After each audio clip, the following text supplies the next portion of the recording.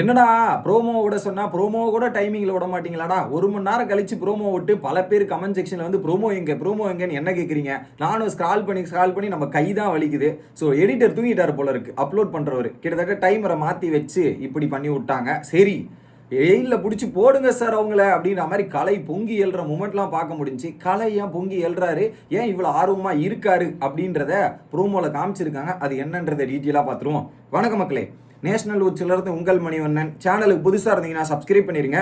வீடியோவை பார்க்குற அனைத்து நபர்களும் மறக்காமல் லைக்கை போட்டுருங்க. சில பேர் லைக்கே போடாமல் பார்க்குறீங்க. நீங்கள் போடுற லைக் மூலிமா எனக்கு கொஞ்சம் ஹெல்ப்ஃபுல்லாக இருக்குது. மறக்காமல் லைக்கை போட்டுருங்க. கண்டென்ட்டுக்குள்ளே போயிடலாம்.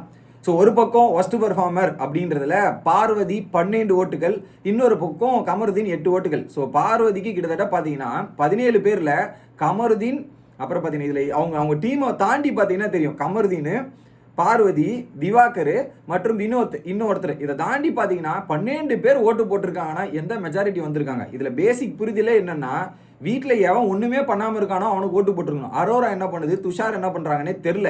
அவங்களுக்குலாம் ஓட்டு போடாமல் பார்வதி ஏகப்பட்ட இது பண்ணாங்கல்ல, சண்டை இதெல்லாம் ஒழுங்காக பண்ணலன்றதுக்காக இவங்களை போட்டு அடின்னு அடிச்சிருக்காங்க. அதனால் 12 ஓட்டு பார்வதிக்கு.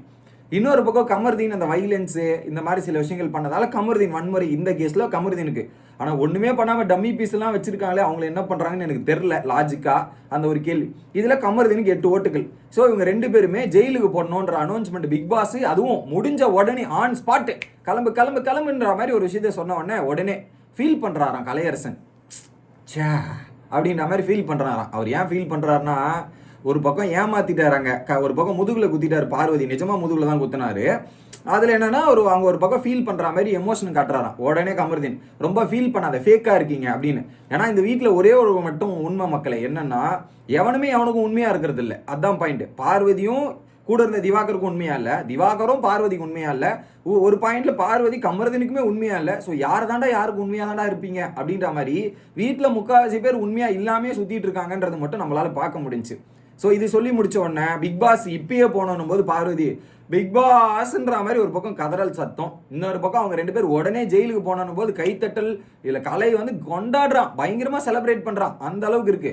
பிடிச்சி போடுங்க சார் அவங்கள ஜெயிலில் அப்படின்ற மாதிரி கவுண்டரா இருக்கட்டும், டீ காஃபின்ற டைலாகா இருக்கட்டும்ன்ற மாதிரி ஒரு பாயிண்ட்ல முடிவோட தான் இருக்கான் கலை, இவங்களை வச்சு செய்யணும். ஏன்னா நேற்று நைட்டே வந்து பல விஷயங்கள் போட்டு உடச்சிட்டாப்ல, வில்லத்தனம் இதெல்லாமே உடச்சு விட்டான்ல. அதனால இந்த காண்டு இருக்க தான் செய்யும்.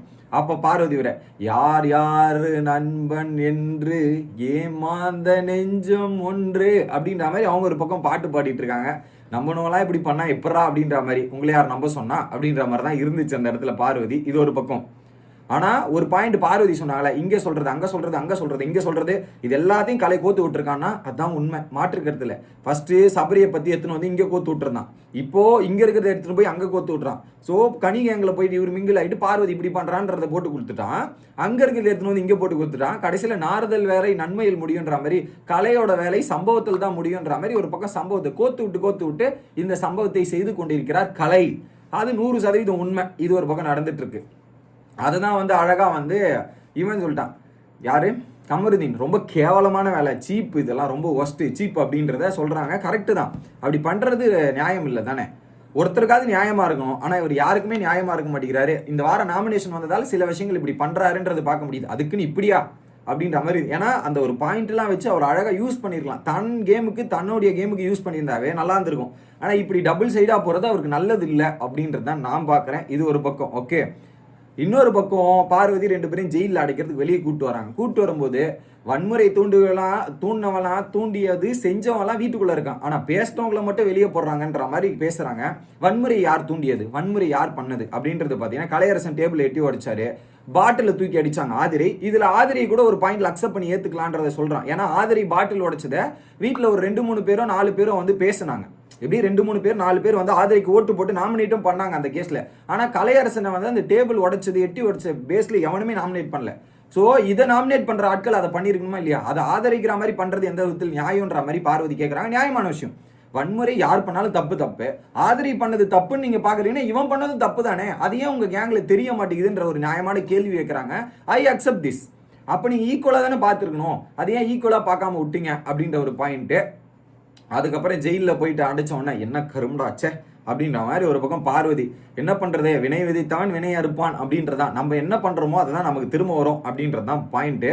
இன்னொரு பக்கம் கலையரசன் இப்படி பண்ணிட்டானேன்ற ஒரு ஏக்கமும் கோபமும் பார்வதிக்கு வரும். ஏன்னா கூட இருக்கவங்க ஏதாவது இப்படி பண்ணா பார்வதியோட ரியாக்ஷன் தெரியும். நார்மலா ஒரு தோல்வியே அவங்களால வந்து அக்செப்ட் பண்ண முடியாது பேசிக்கலி. அதுக்கு எவ்வளோலாம் பேசுவாங்கன்றது பாருங்க.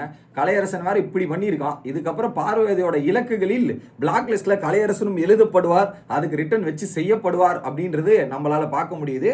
இன்னொரு பக்கம் கலையரசன், கமர்தீன் மற்றும் வினோத்தோட கூட்டணி புதிய ஆரம்பமாக இருக்க போகிறதுன்றது மிகப்பெரிய எடுத்துக்காட்டு மக்களே. அடுத்து கலையரசன் லைவ்ல கொஞ்சம் மோசமான வார்த்தைகள்லாம் பயன்படுத்துவதாக நான் பார்த்திருக்கிறேன். அதை எல்லாத்தையும் என்னென்ன நடக்குதுன்னு சாப்பிட்டு அடுத்த வீடியோவில் வந்து சந்திக்கிறேன். Bye guys.